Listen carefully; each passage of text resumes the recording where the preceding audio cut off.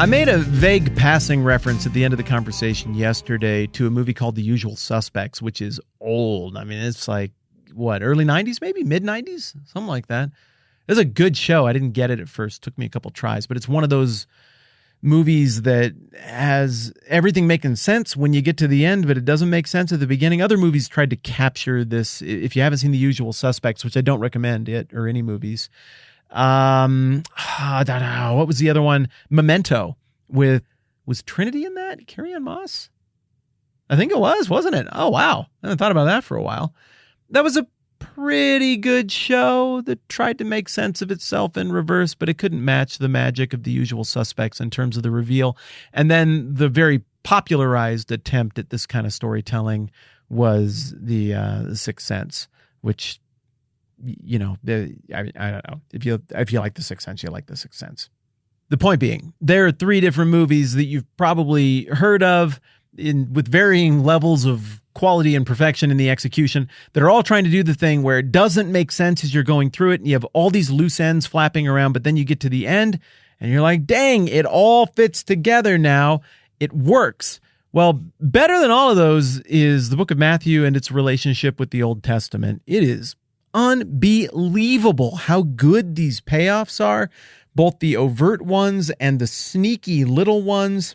Today, all I want to do is a quick roundup on all of the places where there is an overt allusion in the book of Matthew to something that Jesus was fulfilling on one of those multiple levels that we talked about yesterday. I did not make this list. I mean, I guess I could make this list. I could have just been writing it down the whole time. I don't know why I didn't do that. But really smart people did, and this is from a couple of different books that I have left over from school when we were reading about this stuff and we had to take tests on it. So here we go. Ready? Matthew 1:23. This is the fulfillment of stuff from Isaiah 7 and 8 that talks about there being a virgin who will conceive. Then in Matthew 2:6. By the way, if right now you're like, oh gosh, I normally like this program. Seriously, we're just going to go through a list like this?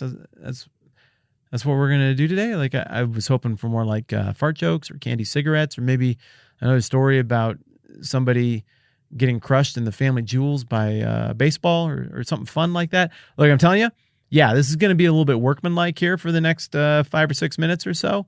But it's one of those moments for you where if you've been listening to this, there's a payoff here because you did the work to appreciate those things. So, you know, hey, let's savor this a little bit together, even as we move quickly. Matthew 2:6 is a reference to Micah 5. This is the idea that the Messiah is going to be from Bethlehem. Then Matthew 2:15 is a reference to Hosea 11, that God's son will be called out of Egypt.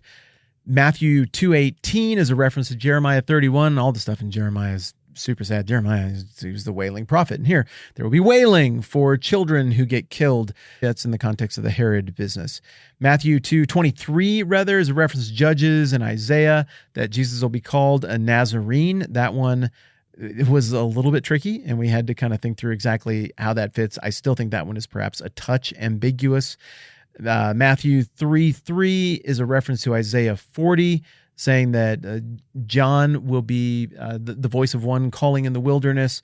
Matthew 4:4 points back to Deuteronomy 8:3. That is Jesus during the temptation, talking about living on more than bread alone. 4:6, that's Jesus again, referencing back to the Psalms, talking about angels coming to protect him if he wants him, which there's fulfillment to that also in Jesus' remarks in the garden that we've been looking at the last few days, where he says, I could call down a legion of those if I want to.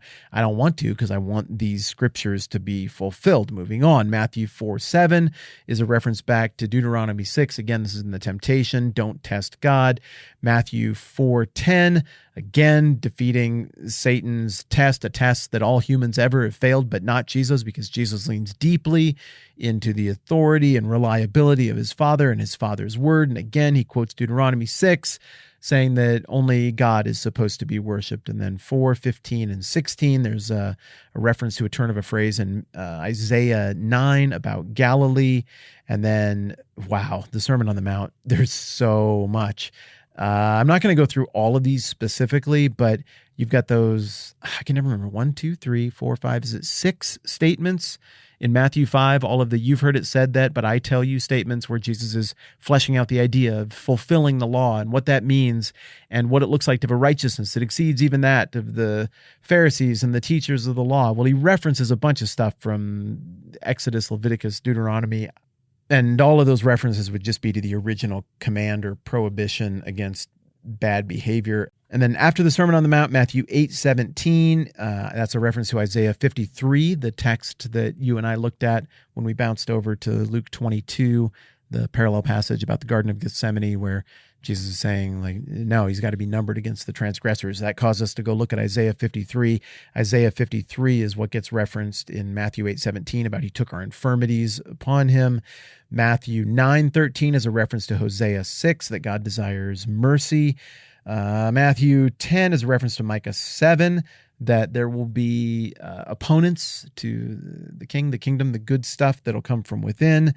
Then Matthew 11:10 is a reference to Malachi 3:1, that there is a messenger that prepares the way. Matthew 12:7 again references back to Hosea 6:6 with that same theme of God desiring mercy.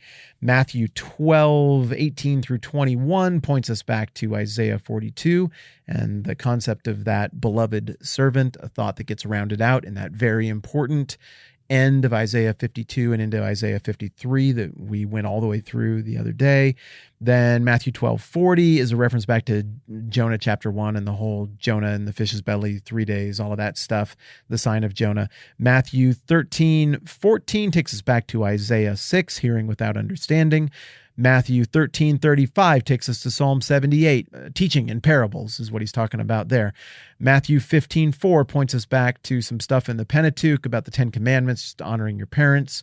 Matthew 15:8 and 9 takes us back to Isaiah 29 that deals with hypocrisy and how people approach God and celebrate God worship. Then Matthew 18:16 is a direct allusion back to the rule of how many witnesses have to be present to accuse rightly someone or to bear testimony. Matthew 19:4 and then 19:7 go back to back with a reference to Genesis, just right to the beginning. God made them male and female, and then a reference to the divorce things. This is the divorce and remarriage passage from Deuteronomy 24 that he's referencing. Then a little later on in Matthew 19, another reference to the Ten Commandments, don't murder. Then a direct fulfillment reference in Matthew 21:5 as he's coming into Jerusalem. That points back to Isaiah 62, Zechariah 9, that talks about the king coming in on a donkey. Then just a few verses later, Matthew 21:9, the stuff about the son of David and all of that business and the praise from children. Those are references to Psalm 118 and Psalm 8. And then Isaiah 56, it gets called out in Matthew 21 when he cleanses the temple, when he calls them a den of robbers. Matthew 21:42 points again to Psalm 118 with this cornerstone language. We went and revisited that passage a whole bunch as well. Matthew 22:24 points to Deuteronomy 25:5 and kind of the cursedness of a man dying without children. Matthew 22:32 points us back to Exodus 3. It's a reference to the I am, the God of Abraham. And then 22:37 is the greatest commandment, love the Lord your God with all your God. That's Deuteronomy 6. Matthew 22:39 points you back to Leviticus 19, the second part of the big commandment, love your neighbor as yourself. Matthew 22:44 takes us back to Psalm 110. This is when Jesus went back and pled with his Pharisee colleagues, like, hey, please revisit this. Think about what is actually happening here. And he goes back to that famous passage about David talking to God and God saying, come sit at my right hand. And I don't need to unpack all of that one again. Matthew 23:39 takes us back again to Psalm 118. That's the same chapter where we get the cornerstone language from earlier. Matthew 24:30, that Jesus directly alludes to this in Daniel chapter 7 with the Son of Man appearing. And then Matthew 26:31, this we looked at just a little bit ago. It's a reference to Zechariah 13. That's the shepherd being struck and everybody scattering.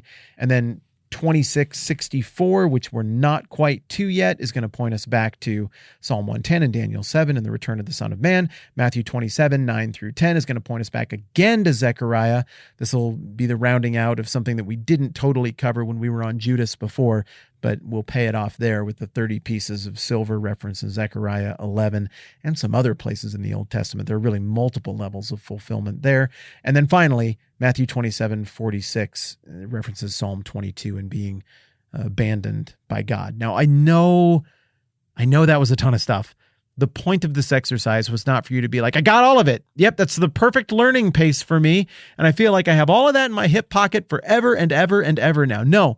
All I want to do is just for once in our lives, one time in this walkthrough, put all of it on the table at once so we could appreciate it in its grandeur. How hard is it to pay all of that off? And those are only the overt references, my friends. I didn't even touch, well, other than a couple of quick nods as I was blitzing through that, we didn't even touch all of the story fulfillment, all of the narrative arc completion. This is just smoking gun stuff. The point is, when they go to arrest Jesus, Peter gets out a sword and is like, we're going to kill our way out of this. And Jesus is like, we are not going to kill our way out of this. Those who live by the sword die by the sword. I could bring in a whole legion of angels if I wanted to. And plus, the scriptures are supposed to be fulfilled in this way. When he says the scriptures are supposed to be fulfilled, and then when he later says, but this is all taken place that the writings of the prophets might be fulfilled, he's not talking about one verse. That's my point. He's talking about like everything. What scripture? I don't know. All of them. You remember the trailer for Battleship with Liam Neeson and Rihanna, where the guy's like, sir, it's like aliens or something. What should we do? Ready the weapons. And the guy's like, which one, sir? And then it shows Liam Neeson's face up real close and he's like, all of them. I think you're supposed to feel something when that happened, except here you actually feel something. And I go, dang.